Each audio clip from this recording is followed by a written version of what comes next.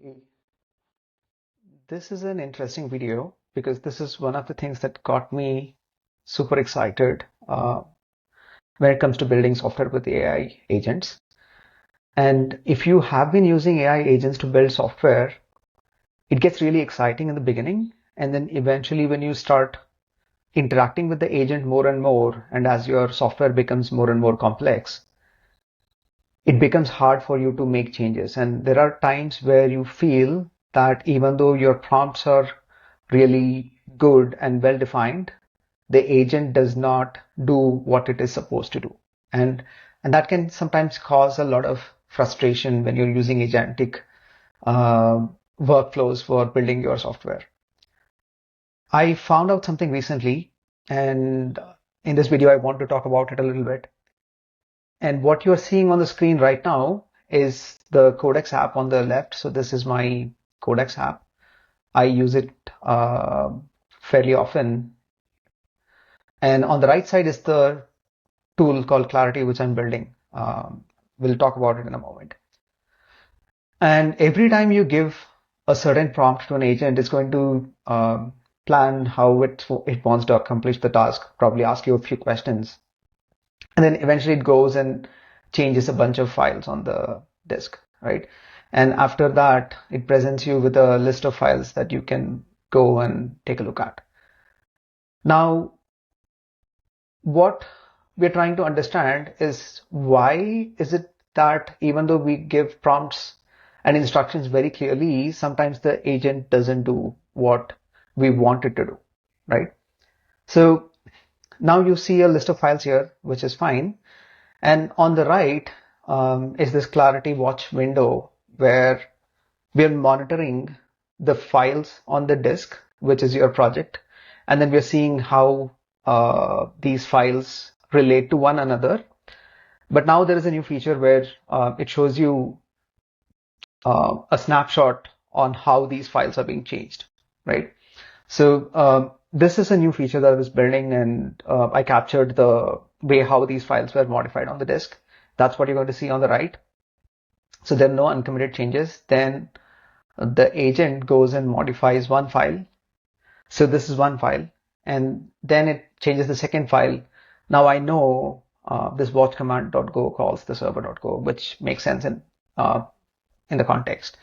And then watch what happens eventually. And for the next change set, now there is another file.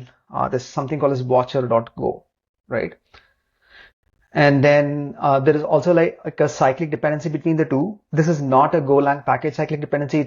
It's because like both these files are sharing types or functions between one another, and then they end up calling one after the other.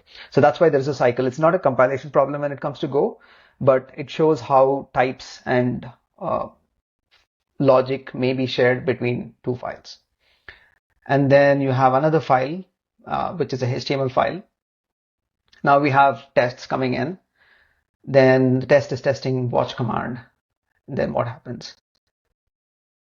So this one, it just added more lines. And finally, there is one more change, right? So this code works. I've run the application, I've tested it out, and it works well. But then you also end up seeing that you have one cyclic dependency between these two, right? Why is graph calling watch command? That doesn't make any sense. And then it's okay for watch command to depend on Go. I still have to look at the code, but this is one relationship that will be suspicious about, like why does graph need to know about watch command? It has no reason to know about it. And you also see there is another cyclic dependency over here, right? And then you have this one large cycle from watcher to graph and graph to watch to command, and then there is this one, right? When it comes to behavior, everything works fine, right? I'm happy with the behavior. But then you also see the LLM tries to do the minimum amount of thing to achieve the desired behavior that you're trying to achieve.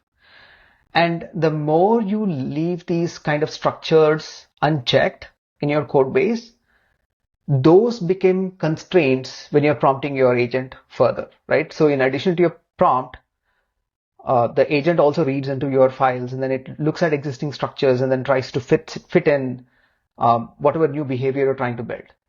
So this becomes a problem because if you don't proactively design the code base, then you will at some point in time become insufferable.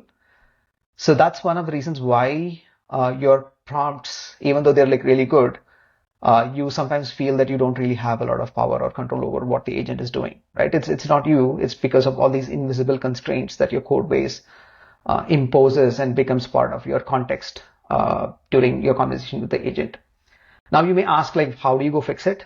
The way how I fix it is, again, I use the same tool, Clarity. And then when I have this diagram, then I would probably ask the agent saying, hey, why is there a cyclic dependency between graph.go and watched command, right? So then it'll probably look into it, give me an explanation, and if that makes sense, or I try to make sense of what it's trying to tell me, and I would introduce missing abstractions or break those dependencies if required, or extract it to a different file if that makes more sense. And then you keep asking it to regenerate the graph. That way the agent know if it has actually made the change, right? The tool does not use any LLMs behind it. It's very deterministic. It parses your source code and then figures out all this relationship between them. And this is one of the reasons why you may get frustrated because your agent won't listen to you. That's all I wanted to say. And it has been quite interesting for me to build software, and like I have been able to have some success with building software that is a little bit more maintainable after I started using Clarity. I will drop the link in the description. It's open source, it's free. You can just go try it out and let me know how it works out for you. That's all. Thank you.